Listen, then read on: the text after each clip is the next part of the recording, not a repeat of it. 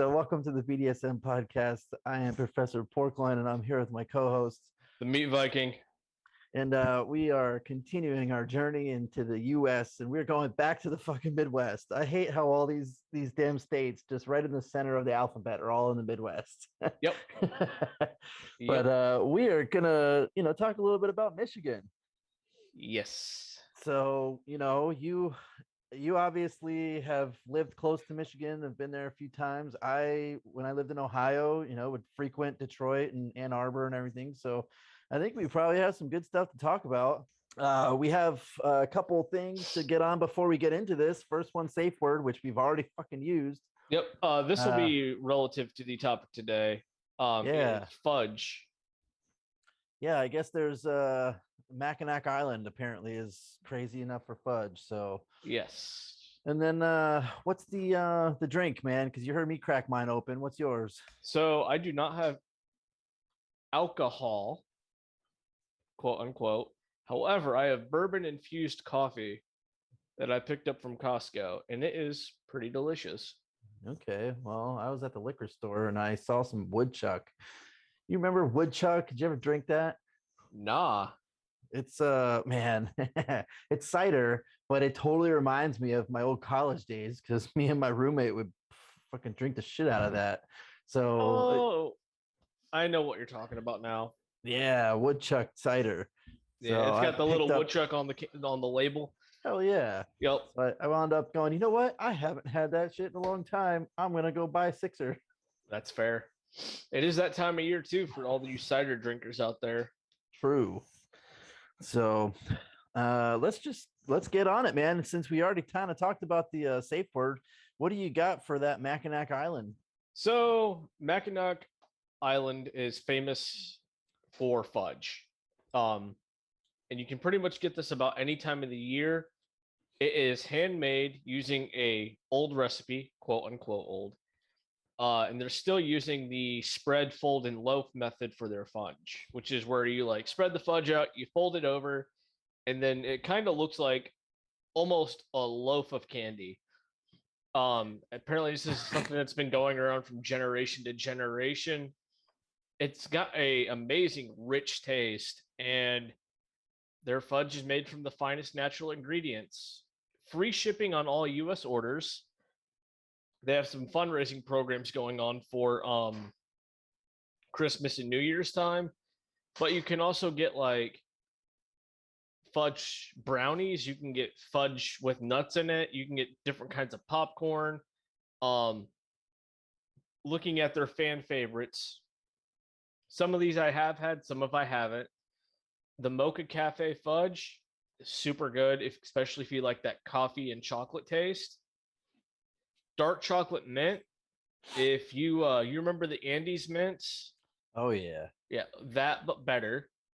They do have a 3-pack brownie sampler. It has free shipping on it right now. And then you get a 3-pack nut sampler. You also have a couple other things on sale, such as chocolate peanut butter, another one of their super popular ones. And you can get a variety pack, which you can essentially go through all of their flavors and you can pick what you want fudge wise from there. And they've got everything from like butter pecan, caramel apple, cookies and cream, death by chocolate, maple walnut, moose tracks, raspberry cheesecake, rocky road, and there's probably about 10 or 15 other ones that I'm leaving out on that. So have you ever been up that way? My wife went and she brought fudge back. Ah, okay. Because of where I'm at, I could go like a popular place that has it that I go to is like Bass Pro Shops. I could get it there. Oh, okay. Yeah, I don't have to actually go to the facility to pick it up. Yeah, I know that they ship all over the place, but I've never been up that way. So, I mean, I didn't know if you were because I heard that on the island it basically smells like chocolate and sugar because there's so many confectionaries that are up that way, and I mean they all sell it out there. Yep. So, I was just curious to know if that's actually true or not. You know, I don't know. going through, I did see a couple of other things here on their website, and it's not like off their homepage. You actually have to go from their homepage. Um, you have to like kind of scroll down a bit, and then I had to go to their actual shop link, and you can sort by like average rating, which is one of the things that I did, and it came up with saltwater taffy. Oh yeah. So apparently, I don't know if the Mackinac Island fudge place does that as well. But saltwater taffy is another candy that is extremely popular from Michigan, and that is like this taffy that comes in all sorts of flavors, super good. Um, and then one thing I did see here for your foodies out there, a taste of Mackinac Island fudge gift box, which allows you your choice of fudge, your choice of nuts, your choice of brownies, and a 4-ounce bag of saltwater taffy, and a 4-ounce bag of the gourmet butter toffee popcorn. Oh And man, we're getting back to the big popcorn. big popcorn, yeah, they're everywhere. So that being said, the price right now on that is $30. So if any of you foodies out there have a sweet tooth like I do, it's not a bad deal for all the stuff that you get. Yeah, that's not bad at all. Yeah. So Well, I know that that's a very popular place to go, but once when you start getting up into that UP, I mean, there's freaking nothing up there besides that, and Traverse City is the other one, I think. yep. But speaking of Traverse City, this is one thing I didn't realize for Michigan, especially all the way up there, is that apparently they're like the cherry capital of the world. I saw that a bit in my research and I was like, that's interesting. Yeah, apparently they hold a big ass festival every year about cherries, and there's a whole bunch of like cherry filled foods that you can get, and there's all these farms that actually do like foods based on like cherry barbecue and crap. And I didn't even realize that Michigan was a good enough like temperature and everything to grow cherries. Yeah. I especially being from here, the only things that you ever really see are corn, wheat, and soybean. Yeah, but to have cherries being like the Yeah. number one export or whatever, like damn, that's Right. a lot of fucking cherries. Mm-hmm. But But something else that kind of surprised me is, are you familiar with the name Velasic? yeah, the pickles. The pickles. Yeah, I also saw that too. And I Mhm. didn't realize that Vlasic pickles were in Michigan as well. Yep. Looks like Frank Velasic moved to America in 1912 to build a better life for him and his family. Back then, he made cheese. Um, so he was working, saving every dime he could from his $2 a day factory job, and he eventually turned it over to his son Joe. Fortunately, Joe expanded the family milk and cheese business into selling Polish pickles spiced with garlic and dill during World War II. His supply of pickles dried up, so Joe started testing a new idea, selling Polish pickles in glass jars. That way they would, have a higher shelf life. Um, looks like in 1933, the per capita pickle consumption was 2.09 pounds. By 1974, consumption grew up to 8 pounds, and they became successful at pickles. They dropped the milk and cheese entirely and be known as just a pickle dealer.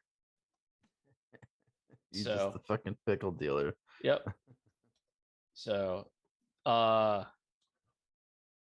yeah. Generally, whenever I buy pickles, I always go with the Velasic. So But it's that's also funny. because I've always seen it.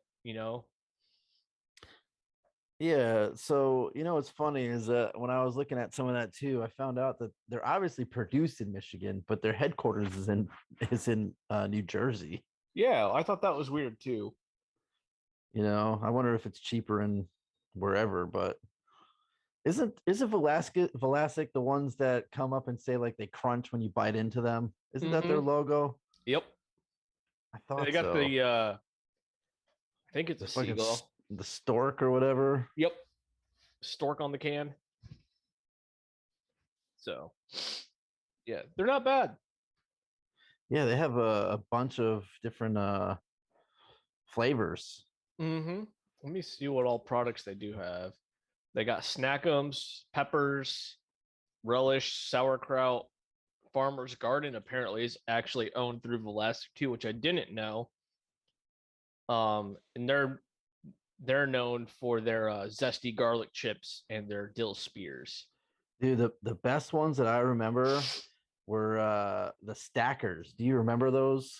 Mm-mm. They might even have them still, but you know how like when you get into a regular pickle, it's Mm-hmm. usually it's cut in that like triangular way. Yeah.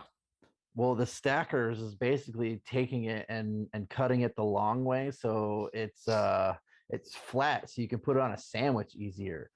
I can confirm going through their product, they still have the stackers. They do. Oh, that's freaking great. Yep. And they Because have man, those in normal kosher dill. They got them in bread and butter and in zesty dill, zesty garlic, and that's about it.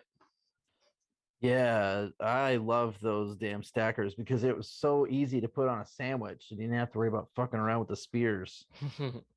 So that makes that way better. Right. I wonder if other people have if they remember some of those things, if they remember the stackers or if they remember the spears. You know what I remember? What's that? The chip version. The ones that are like tiny. It's like you cut a pickle long ways, but you make vertical cuts. Like you would get at McDonald's or something.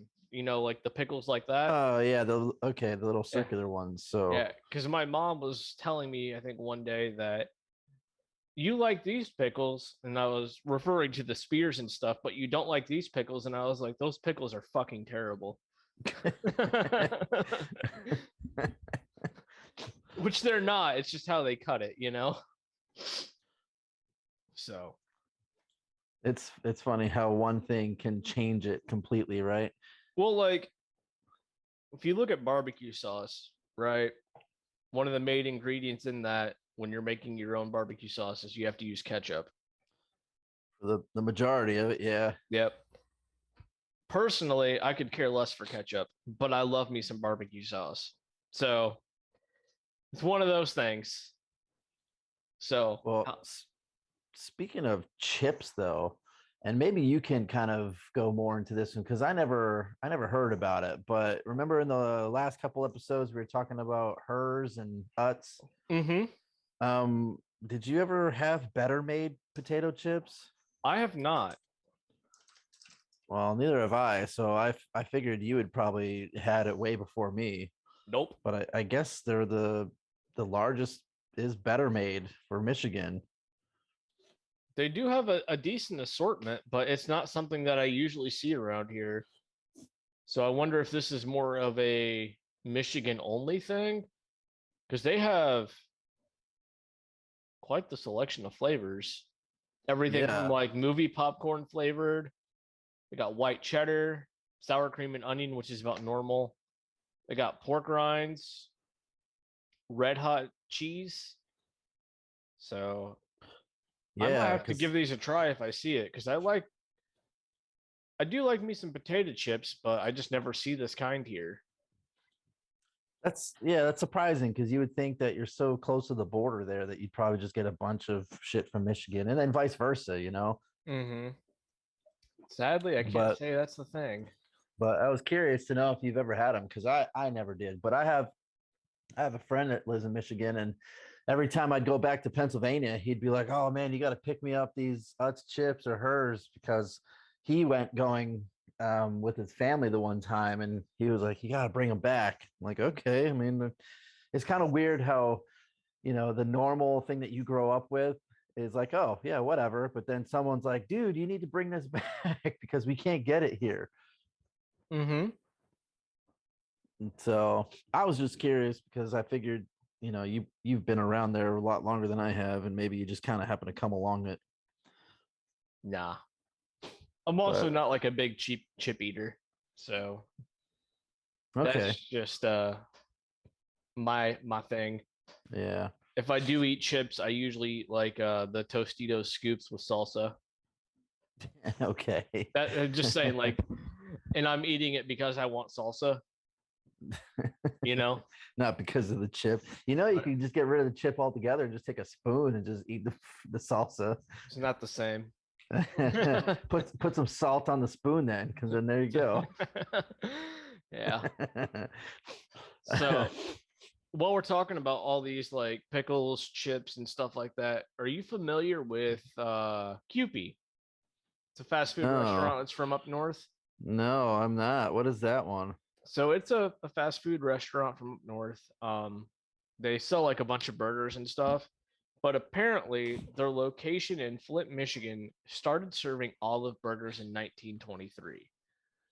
Oh yeah. See, I didn't really go to Flint. I remember seeing it as I'm driving up, like the exits for Flint, but going up to Ypsilanti and Ann Arbor and stuff like that, and Detroit. But yeah, I never went to Flint, so I have no idea that they had this QP hamburgers. Well, anyways, they ended up breaking from Kewpie and became Halo Burger, right? Or Hollow, Halo. Um, but they kept the olive burger on the menu. And so I can't really find an exact recipe here, but it looks like somebody went in and did 20 years of researching the country's best burgers, but he had never heard of the olive burger until about 3 years ago when he was writing the Great American Burger book. Tom Ryan, the Michigan born co founder of Smash Burgers, told him he needed to include olive burgers. Be hard pressed to find an olive burger other than in Michigan. So the sandwich has become a dish that he serves at his get togethers. And it's all sometimes people are hesitant to try it. Tends to be exactly what you need. It's briny, it's sharp. It's really a fantastic burger experience. So essentially, it's a burger with a large amount of olives and mayonnaise mixed together. Yeah. I don't know if I want to have that. Oh, I'm not a big apparently, fan of olives to begin with. Like I'll be okay if it's in my vodka martini or something, but I'm not gonna sit there and go out of my way and get stuff olives in my face, Yeah, well, there's a restaurant in Lansing, Michigan that sells 75 to 100 burgers of the olive burger a day, second only to the double cheeseburger. Jeez. So there is a market for it. Not necessarily for me, but you know, got to give it its little toss. And Yeah, I don't know if I was going to Michigan again and someone was like, "Dude, you got to eat this olive burger," I'd be like, "Am I gonna get drunk first or what?" Because yeah, it's not gonna be my number one choice. I'd rather have like a bacon cheeseburger or something. right. And for all you foodies out here, I kind of found an image of it. We're gonna screen share real quick. It doesn't look bad. It just, I don't know. This stuff right here reminds me of like marshmallow fluff, but I know it's mayonnaise and olives.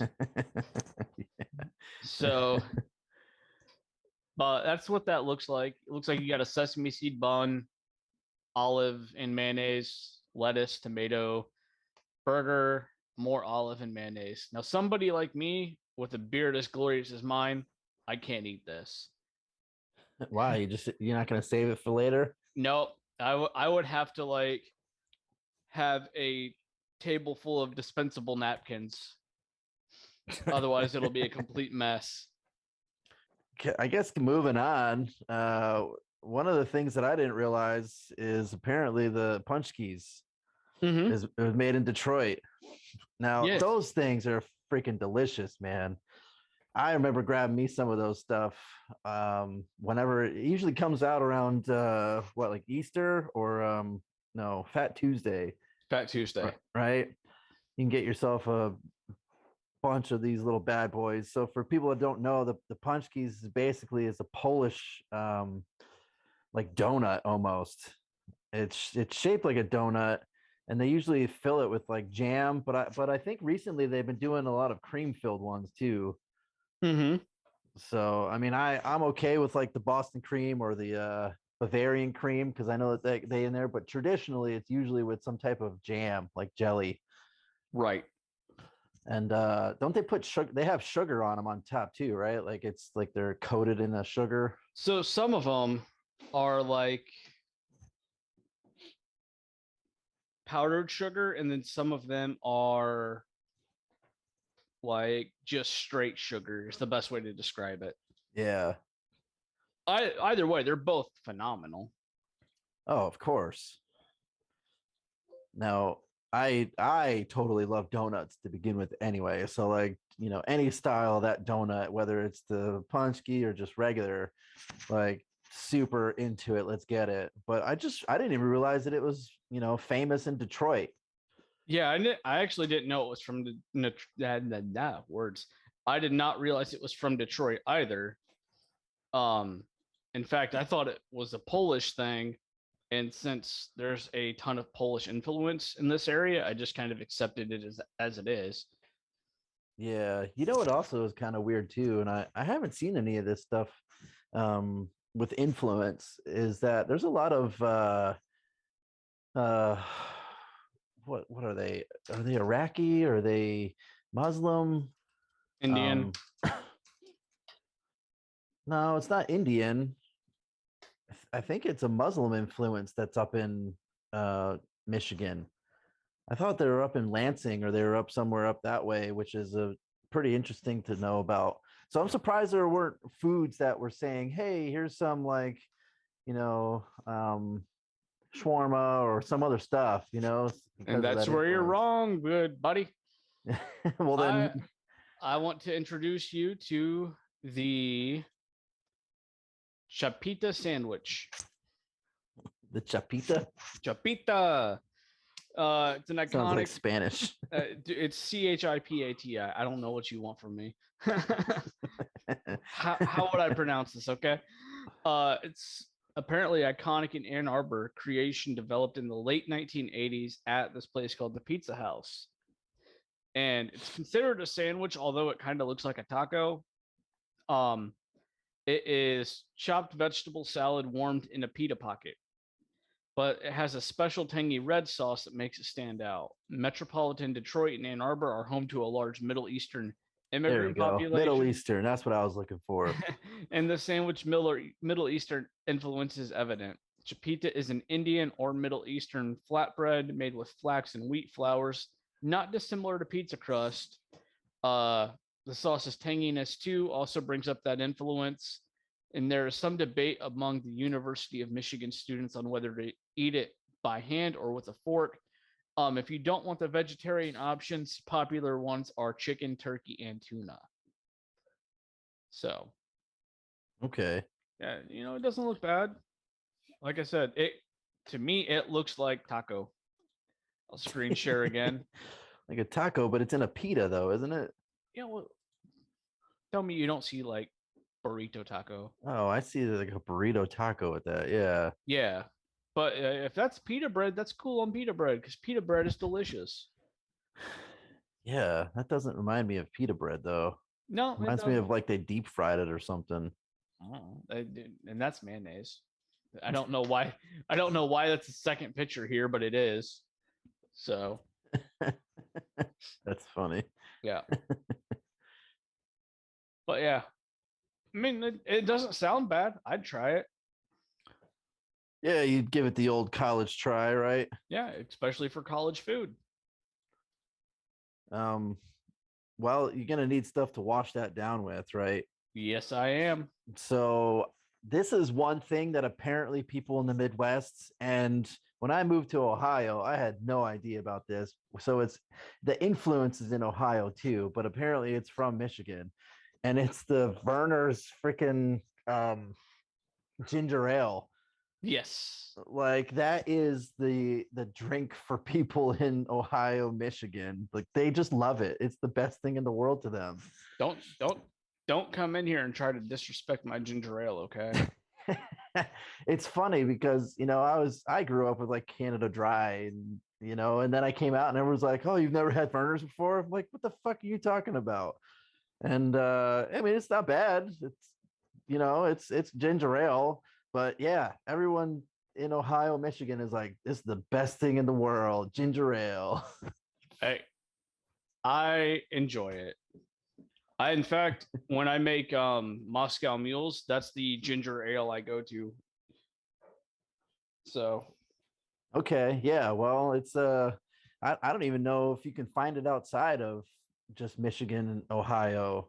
You probably maybe Indiana too, but I don't ever remember seeing it in Pennsylvania, and I've never seen it anywhere farther south. So oh, I guess it's one of those things where it's like you grew up with it, and that's where it's only made. mm-hmm. But I dare any of our listeners to go up to people that live in Ohio, Michigan, and be like, "Burner's just trash." And see what they say. I'll give you a brief overlay how that conversation's going to go. It's going to be, you're fucking wrong. Are you stupid or something? Or just plain dumb? Yeah, you ain't from here. They'll probably look. It's probably going to go like, clearly you ain't from here. I bet you don't even have a Big Ten football team, and other Midwestern slang. And then if you start to cry, they're going to apologize and be like, "Oh, sorry, I hurt your feelings, bud." And then like their auntie's going to come around and be like holding this thing of ranch dressing and being like, "Oh no, I told Uncle Freddie not to be an asshole to the neighbors." And that's really how the whole conversation is going to go down, almost word for word, scene for scene. You can quote me on that. Now, see, the one thing that I don't like about it is they have the diet flavor. And to me, any diet, Coke, Pepsi, whatever, I can just taste the sugar difference or whatever in it. So if there's anything that I have to say negatively about Verner's is that their diet Verner's does not taste 100%. Oh no, no, for real. Like it's Like you ain't fooling nobody, okay? I'd rather take the full on Verner's Yeah. and just say, okay, let's do the original recipe here than do the diet one. Right. All right. So here we're gonna segue right here. You drink Diet Verner's because you want to eat Superman flavored ice cream. See, that's one of the other things I didn't even realize it's up there either. Have you had that before? Mm-hmm. Okay. So you can kind of elaborate more on that Superman ice cream then. Yep.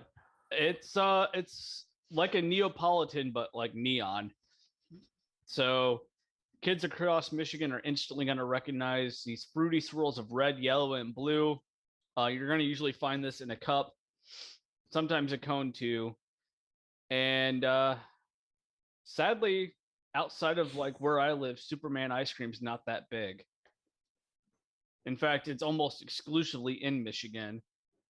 And let's see, I'm trying to go over their flavors here. I guess Stroh's Brewing was the one that made it during Prohibition. Yeah. So they just kept it ever since. Mm-hmm. So, but I'm trying to like, because it's been so long since I've had it, and I'm trying to like get flavor profile for people, but I'm not seeing how. Flavor of Superman ice cream is slightly different depending on which Michigan ice cream brand you taste. Looks like ice cream flavors are Blue Moon, Red Pop, or Black Cherry, and lemon or vanilla for your yellows. Another popular one is Blue Moon, Strawberry, and Lemon. And Red Pop is actually a throwback to Fago's Strawberry Pop, which is a well-beloved Michigan drink. I was gonna say that was gonna be another thing I was gonna talk about with Fago after the Werner stuff. Mm-hmm. So, kind of side note with the Fago, I mean that's from Detroit, and Man, you want to talk about the cheapest soda you can buy? Go buy some Fago. No bullshit. I bought a 32 pack of Fago. It's a variety pack at Costco for like $6. And the joke is, why is Fago so cheap? And it's because it's made from the Detroit River water. That's why. I'm okay with that. Tell you Freaking- what, dude, if you shave $1 off that price, you can make it from Flint's tap water. you probably could, Yep. but it's already stupid cheap as it is. So I mean, how much cheaper can you get to buy a pint or what is it, a liter of Fago for like 30 cents? I'm not complaining. So I did find down here the Blue Moon ice cream speculation. Uh Now this is gonna depend on where you get marshmallows, almond extract, citrus notes, and cereals such as Fruit Loops, Fruity Pebbles, and Tricks. Now, when I remember it, I remember liking it because it had that Fruit Loop taste to it. So maybe where I got mine from, my Superman ice cream might have had the Fruity Pebble Fruit Loops style Blue Moon. So, but Wow. let me here. I got another screen share for the foodies. To look at that Yeah. Superman. Mm-hmm. Like as you can see, like that is you got your blues, your reds, your yellows, served in the Looks like cup. some kid just took some crayons and just started coloring everywhere. Dude, I ain't even mad about it. You know what? If you taste good, you're allowed some like finer things in life. And Superman ice cream tastes pretty good, so I'm gonna let it pass. So like this one right here, like I mean, first of all, this is just a sad day waiting to happen because one of those scoops is about to fall on the ground. But I commend their choice. You got your waffle cone, you got your chocolate rim with sprinkles, and you got some Superman ice cream. I can respect that. I'm gonna feel sorry for you when your ice cream falls, though. Just letting you know. Yeah, that shit's gonna dribble all the way down onto that person's hand. Yep. She's gonna fuck up her nails. Her nails just done been painted too.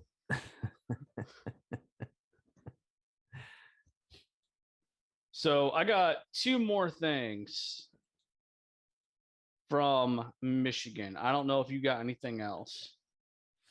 No, I was just basically gonna talk about one of the breweries because I've been there. Go ahead and do the brewery. Oh, And then I'll actually take the one thing here and we'll send that over to the Ohio episode because it's also super popular in Ohio. okay. So a couple years back, I had the privilege of going all the way out to Kalamazoo for a wedding, and I got to go to the Bell's brewery, which Bell's is super cool for anybody that has enjoyed that. And they have some pretty cool beers that are on there, but then they also have this cafe that's downtown. So it's nowhere near the brewery. You actually have to drive downtown. And they have all of their beers, and then it's a cafe, so you can eat and everything. But Two Hearted is one of the best sellers, and Oberon is the other one. And man, that tour that I went on, it was just super cool. One, because you got free beer, and it's like freshest from the tap. You know how they say like Coors Brewery, they have like the taps right there, or Budweiser, and that it's just fresh right off there. 100% agree with that statement, because when we had that stuff at Bell's, it just tasted like it was sun kissed from the gods type deal.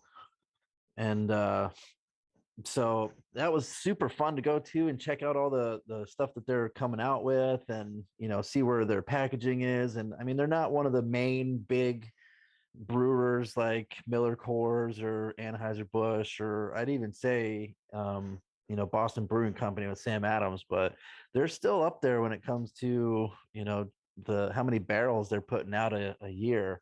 And they just have some really cool ass beers that are on tap. And So if you ever get a chance to get up that way to Kalamazoo, I highly recommend going up to Bell's Brewing and just even going for a tour or go to that cafe and just try to go down the list because they have some, again, like really cool beers and stuff that's a little potent, some that's not, but I definitely like their milk stout.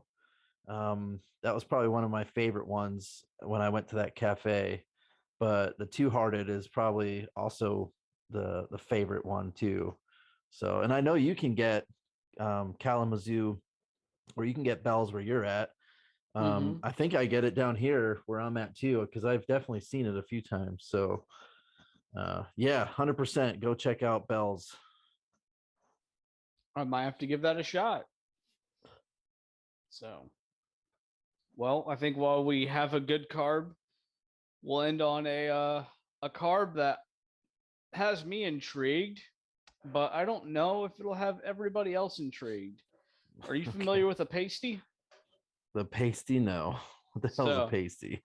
unlike the nipple cover, this Yeah. is a it's a pastry, but it's not. It is essentially a portable meat pie. And I'll Okay. screen share here.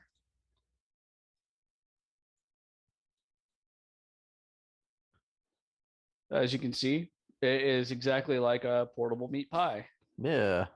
Now, what has this kind of interesting is that apparently in Michigan they're super popular. Um,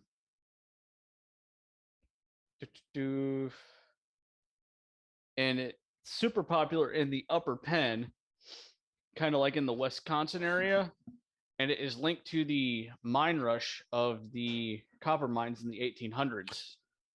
Hmm. And the reason for that is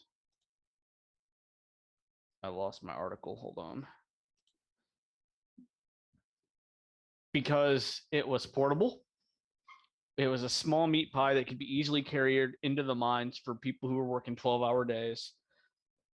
And apparently, this came from Finnish immigrants that flooded the area. They took cues from the Cornish population on how to behave American and adapted the pastry as their own.